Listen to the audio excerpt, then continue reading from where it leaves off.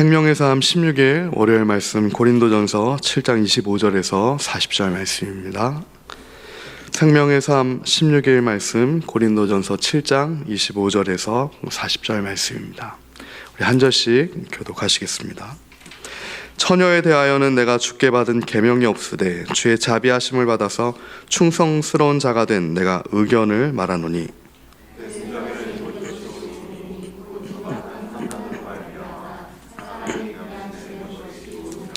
내가 아내에게 매었느냐 노이기를 구하지 말며 아내에게서 노였느냐 아내를 구하지 말라.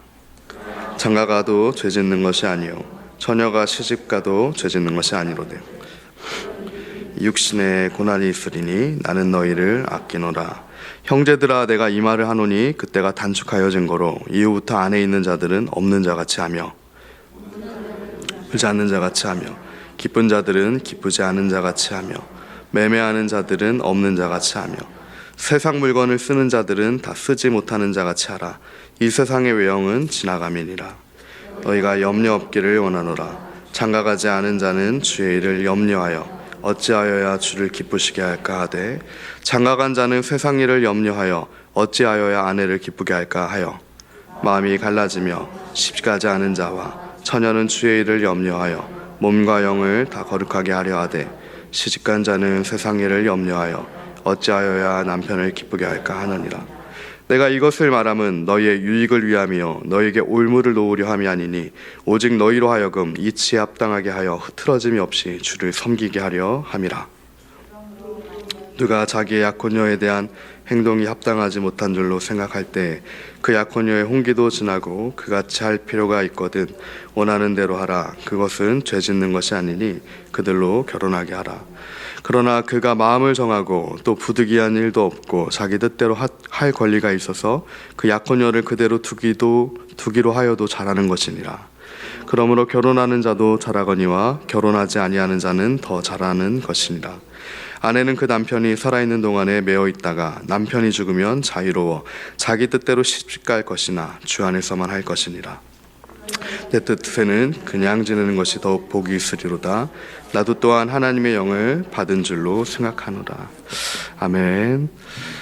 오늘 본문 고린도전서 7장 말씀은 사도 바울이 고린도 교회에 주는 편지 권면입니다. 특별히 7장 1절에서 사도 바울은 말합니다. 너희가 쓴 문제에 대해 내가 말하면. 당시에 고린도 교회는 여러 가지 문제가 있었습니다. 당시 고린도 교회의 가장 위쪽 지형에는 큰 성 아데미 신전이 있었고 그 아프로디테 신전에는 1000명의 여사제들이 매일같이 그 도시에서 음란한 일들을 행하였고 그 음란한 일들이 그리스도인들 고린도에 사는 그리스도인들의 문화 가운데도 교회 공동체 안에도 자신들도 모르게 흘러온 그런 문제들이 있었습니다. 아내와 남편의 불화가 반복되었죠. 그리고 정상적인 하나님이 주신 결혼의 제도가 여러 가지 모양으로 변질되어버린 상태, 그것이 고린도 교회의 상태였습니다. 영지주의의 그 문화적인 침투로 인하여서는 극단으로 치닫는 거짓 사랑이 팽배했던 고린도의 영향을 고린도 교회가 그대로 받아들였던 것입니다. 이러한 상황 가운데 오늘 사도 바울은 고린도 교회에서 계속해서 일어나고 있는 가정의 문제, 너무나도 중요하죠. 하나님께서는 창조의 원리로 가정을 두셨습니다. 창조 질서는 온전한 가정, 예수 그리스도가 중심 되시는 그 남자와 여자의 온전한 연합, 하나님 안에서의 그 사랑의 가정이 아니고서는 하나님의 창조 질서가 지탱이 되기가 어렵죠. 그게 우리에게 주신 하나님의 온전한 제도입니다. 그 제도가 잘못되었습니까? 아니죠. 오늘 사도 바울이 얘기하는 것도 동일합니다. 하나님이 주신 제도는 온전합니다. 하나님이 주신 율례와 법도와 규례는 순전하죠.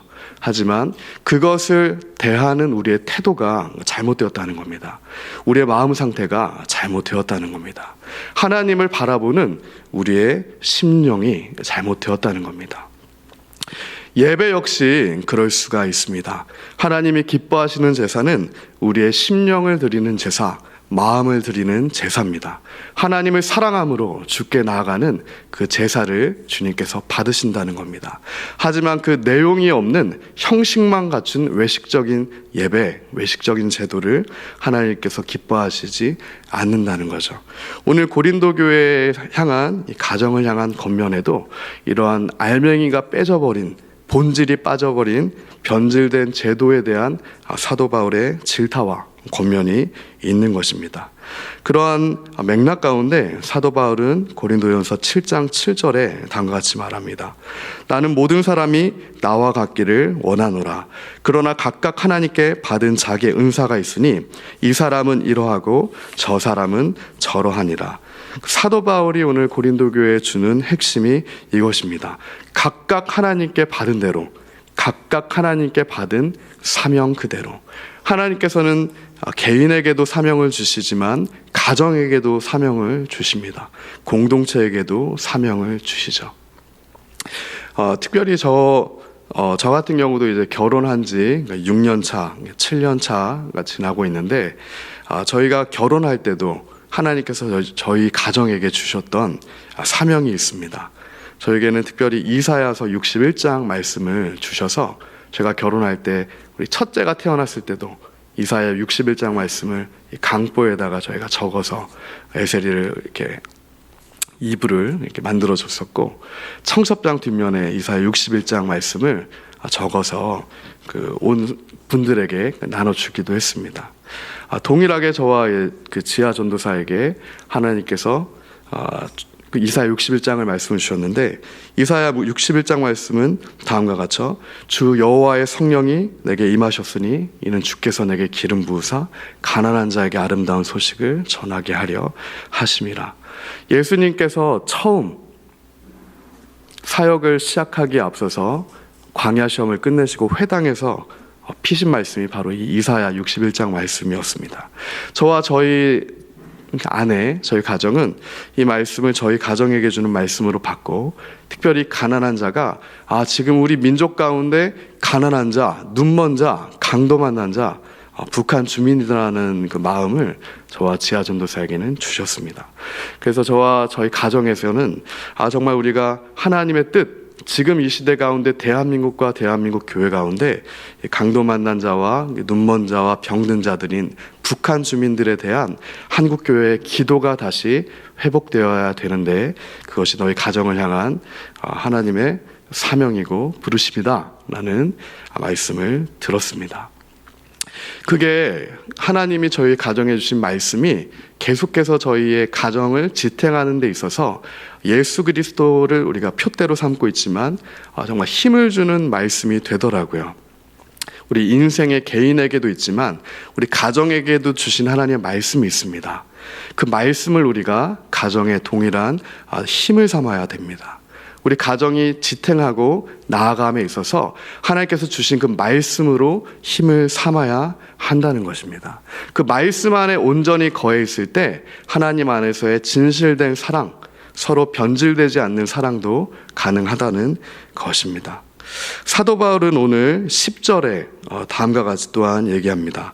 결혼한 자들에게 명하노니 여자는 남편에게 갈라서지 말고 남편도 여자를 버리지 말라. 사실은 사도 바울이 정말로 고린도 교회에게 하고 싶었던 것들은 이 말씀이었을 겁니다. 너희 결혼한 자들은 이 문화와 같이, 고린도의 문화, 로마의 문화와 같이 서로 이혼하기를 쉽게 하고 새로 재혼하기를 쉽게 하는 이런 문화를 따라가지 말고 하나님의 뜻 안에서 주님의 그 말씀을 붙들고 어떻게든 결혼한 자들은 갈라서지 말라는 것이 하나님의 가정제도 안에 담아주신 그 사랑의, 서로 간의 사랑에 있어서의 핵심적으로 지켜야 할 약속이며 그것을 붙들어야 할 것이라고 사도 바울은 오늘 얘기하고 있는 것입니다. 동일하게 이어서 이야기하죠. 17절입니다.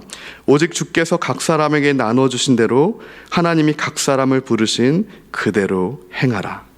그리하여서 우리가 이 가정에 있어서도 가장 중요한 것은 하나님의 뜻이 된다는 것입니다. 성령의 인도하심이 되는 것이죠. 우리가 잘 알듯이 하나님의 첫째 계명, 예수님께서 모든 계명이 있는데 그 중에 가장 중요한 계명은 하나님을 사랑하는 것이다 라고 말씀해 주셨습니다. 그 다음이 이웃을 사랑하는 것입니다. 세 번째가 가정을 사랑하는 것이 되겠죠. 하나님의 질서에는 순서가 있습니다. 천지 창조에도 첫날, 둘째 날 순서가 있죠. 그 순서가 어그러지면 모든 것이 죽게 됩니다. 근데 만약에 우리가 하나님을 사랑하는 것보다 나를 더 사랑하고 하나님을 사랑하는 것보다 우리의 남편과 아내의 가정을 더 사랑한다면, 하나님보다 먼저 우리의 이웃을 사랑한다면 그것이 바로 하나님께서 기뻐하시지 않는 인본주의적인 변질된 사랑이 된다는 겁니다. 그래서 우리는 계속해서 사도 바울의 겉면처럼 우리의 모든 중심과 사랑과 우리의 태도와 초점을 하나님을 사랑하는 것에 온전히 메인 바 된다면 하나님의 성령의 인도하심으로 우리 가정이 살아나게 될 것이고, 공동체가 살아나고, 궁극적으로는 우리의 죽은 심령이, 우리의 메마른 사랑이 회복될 것이라는 겁니다. 하지만 이 세상의 문화는 어떻습니까? 이 고린도의 문화는 계속해서 이거를 변질시킵니다. 너조차 사랑하지 못하는 내가 어떻게 아내를 사랑할 것이냐? 너조차 사랑하지 못하는 자가 어떻게 하나님을 사랑할 것이냐? 거짓말이죠. 성경 어디에도 그런 말은 없습니다. 먼저 자신의 것, 먼저 자신의 사랑, 먼저 자신의 채워짐을 구하라는 것은 그 어디에도 나와 있지 않습니다. 이는 세상의 가치죠. 하나님의 말씀은 유일합니다. 먼저 그의 나라와 그의 의를 구하라. 먼저 하나님을 사랑하라. 그리하면 나머지 변질되고 왜곡된 사랑들이 회복될 것이라는 겁니다. 우리 안에 왜 사랑이 없습니까? 먼저 하나님에 대한 사랑, 하나님 말씀에 대한 중심을, 예배에 대한 하나님께 나아가는 그 중심의 태도를 우리는 먼저 회복되어져야 될 것입니다. 그 회복되어짐을 구하는 우리가 되길 예수님의 이름으로 소망합니다. 특별히 오늘 25절부터는 사도 바울이 25절에 다음과 같이 말하죠. 내가 의견을 말한다. 계속해서 사도 바울은 이것은 계명과는 다른 얘기다라고 우리에게 증거하고 있습니다. 하나님의 계명과 사도 바울의 의견이 이제 다르다는 얘기를 하는 것이죠. 하나님의 계명은 우리가 반드시 지켜야 하는 것입니다. 10계명 우리 반드시 지켜야 합니다. 하나님이 어떻게 보면 율례와 법도와 규례를 우리에게 주신 것들 우리는 반드시 지켜야 합니다.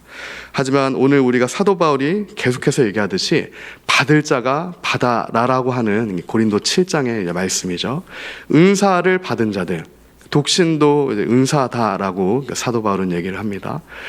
그렇게 하나님께 특별한 사명을 받은 자들은 하나님께 묻고 성령의 인도하심 가운데 하나님이 주시는 마음대로 나아가라는 이 의견이죠. 이 권면입니다.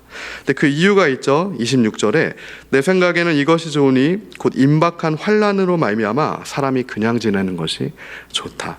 신학자들은 이 임박한 환난을 두 가지 차원에서 이제 해석을 합니다. 첫 번째는 이제 실제적인 해석이죠. 실존적인 해석으로는 당장에 사도 바울 역시 이 고린도전서를 쓰고 나서 얼마 지나지 않아 네로의 핍박 아래서 죽게 됩니다. AD 70년 경에는 이스라엘이 로마에 의해 완전한 멸망을 당하게 됩니다.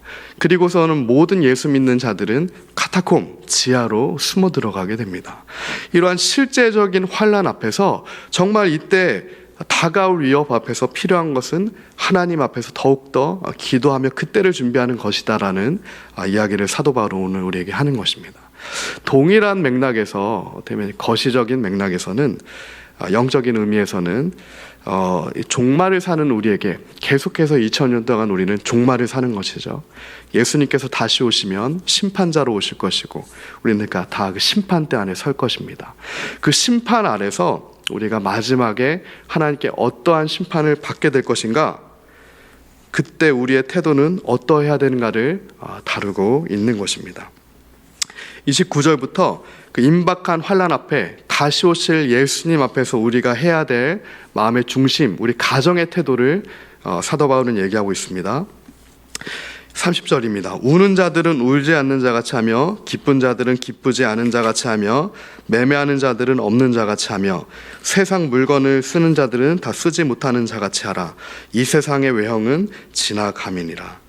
너희가 염려 없기를 원하노라. 장가가지 않은 자는 주의 일을 염려하여 어찌하여야 주를 기쁘시게 할까 하되 장가간 자는 세상 일을 염려하여 어찌하여야 아내를 기쁘게 할까 하여 마음이 갈라지고 시집가지 않은 자와 처녀는 주의 일을 염려하여 몸과 영을 다 거룩하게 하려 하되 시집간 자는 세상 일을 염려하여 어찌하여 남편을 기쁘게 할까 하느니라. 내가 이것을 말함은 너희의 유익을 위함이라. 사도 바울은 임박한 어떻게 보면 종말 앞에 다시 오실 예수님 앞에서 우리가 어떠한 것을 정말 중심으로 삼아야 하는지, 세상 물건을 쓰는 것도 이 세상의 모든 것, 나에게 주어진 모든 것을 정말 내일이라도 우리가 예수님 앞에 선다라고 하는, 결혼하는 것, 모든 사랑하는 것 다 포함해서 내일 당장 우리가 주님 앞에 섰을 때 우리는 어떠한 모습으로 설 것인가를 생각하라는 것입니다. 그것을 염두에 두라는 것이죠. 그것을 준비하라는 것입니다. 말씀을 맺겠습니다. 제가 요즘에 읽고 있는 책이 한 권 있는데, 제가 이제 개인적으로 존경하는 이어령 교수님의 유고작을 읽고 있습니다. 이어령의 마지막 수업이라는 책인데, 김지수 작가라는 인터뷰 전문 작가와 죽기 1년 전부터 인터뷰를 하셨더라고요. 그 사람이 이제 죽기 전에 정말 그의 모든 삶에 하나님을 경험했던 것을 포함해서 모든 정수가 나온다고 하죠.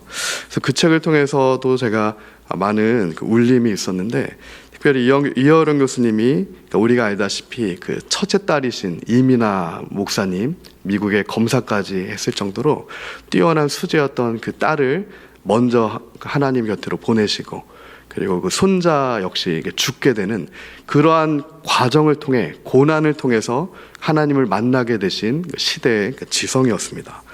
이어령 교수님이 이제 이런 얘기를 하더라고요. 그 전까지는 이 고통과 죽음이라는 것이 철창 안에 있던 호랑이를 보는 것 같았습니다 라는 얘기를 합니다. 자신이 이제 암에 걸려서 죽음을 앞두고 있으니까 호랑이가 철창을 뚫고 내 앞에 다가왔습니다. 철창을 뚫고 나온 호랑이가 내 살갗을 무는 것 같습니다. 그런데 이전에 보던 호랑이와 진짜 내 앞으로 다가온 호랑이가 다르다라는 것이죠. 내가 여태까지는 죽음의 위협과 고통이 실제적이지 않았을 때는 동물원에서 호랑이 보듯 생각한 타인의 고통, 내가 사랑이라고 생각했던 그것들이 실제 나에게 고통이 되고, 실제 나에게 죽음이 되고, 실제 나에게 다가오니까 이것은 전혀 다른 얘기다라는 것을 말씀하시더라고요. 마치 우리가 사파리 차를 타고 가다가 차가 전복되어서 호랑이가 그 전까지는 가볍게 생각하던 존재였는데 우리에게 엄청 빠른 속도로 다가온다라고 하면 우리는 정말 전혀 다른 차원의 사고를 하게 될 것입니다. 이어령 교수님의 이 말씀을, 이 메시지를 통하여서 저는 다음과 같이 생각했습니다. 우리가 지금 생각하고 있는 사랑, 정말 북한 주민을 향한 사랑도 마찬가지죠. 우리가 기도하고 있는 대상들, 우리 배우자 역시 마찬가지일 겁니다. 우리가 심지어 우리 자녀들, 배우자를 얼만큼 사랑하는지, 그들을 얼만큼 용서하는지, 얼만큼 하나님 앞에서 하나됨을 힘쓰는지, 얼만큼 우리가 북한 주민들을 예수님의 그 마음으로 사랑하며 기도하는지, 이것은 정말 실제적으로 하나님의 마음이 우리에게 부어진 바 되지 않는다면 우리는 생각 속에서, 그 철장 속의 호랑이를 보는 것에 불과할 것이라는 것입니다. 그러므로 우리에게는 은혜가 필요합니다. 우리의 힘으로는 사랑할 수 없습니다. 우리의 힘으로는 배우자마저도 사랑할 수 없는 것이 우리의 실존입니다. 우리는 이제는 하나님의 은혜를 얻은 자답게 하나님 오늘 우리에게 하나님의 마음을 부어주셔서 하나님의 마음으로 우리 이웃을 사랑하고 하나님을 사랑함으로 하나님의 마음이 우리에게 부어진 바 돼서 우리 배우자를 사랑하며 하나님께서 우리에게 주신 이 가정의 사랑을 온전함으로 우리가 하나로 만들 수 있도록 다시 한번 잃어버린 가정의 사명이 회복되어질 수 있도록 하나님 그런 가정을 이룰 수 있도록 도와주시옵소서. 이렇게 주님께 기도하며 고백하며 나아가는 오늘 새벽이 되길 예수님의 이름으로 소망합니다. 시간 우리 함께 말씀을 붙들고 기도하며 나아가겠습니다. 하나님 우리 안에는 사랑이 없습니다. 하나님 우리는 고린도 문화에서처럼 하나님 그러한 거짓된 사랑을 쫓아가려고 하는 우리의 타락한 심령이 있습니다. 하나님 용서하여 주시옵소서. 하나님 다시 하나 되는 그 사랑이 하나님의 그 중심에서 하나님 우리가 하나 되는 연합이 일어나길 원합니다. 하나님 도와주시고 함께하여 주시옵소서. 성령의 인도함을 받아 하나님 우리가 그런 사명을 이루는 가정 되길 원합니다. 하나님 주님의 뜻 안에서 우리가 거하길 원합니다. 하나님 이제는 하나님을 사랑함으로 우리의 강도 만난 자들을 향한 진실된 사랑의 마음으로 기도하며 나아가기를 소망합니다. 하나님이 우리에게 마음을 부어주셔야 하나님 우리가 깨달아 알 수 있기에 하나님의 마음을 이 시간 우리에게 부어주시고 하나님의 사랑을 우리가 먼저 체험할 수 있도록 하나님 이 시간에 우리로 주님의 뜻을 깨달아 알아지도록 하나님 은혜를 우리에게 더하여 주시옵소서. 사랑 많으신 주님 감사합니다. 하나님 우리가 항상 진실함으로 주님 앞에 서길 원합니다. 하나님의 사랑이 우리에게 부어져서 하나님 우리가 주님을 사랑함으로 또한 우리의 가정 우리의 이웃을 사랑하고 또한 우리의 이웃을 사랑함으로 우리의 가정을 정말 주님의 사랑으로 온전히 매일 수 있는 하나님 그런 주님의 제자 되길 소망합니다. 하나님의 은혜가 필요합니다. 주님의 큰 은혜를 우리에게 더하여 주시옵소서. 감사합니다. 예수님 이름으로 기도합니다. 아멘.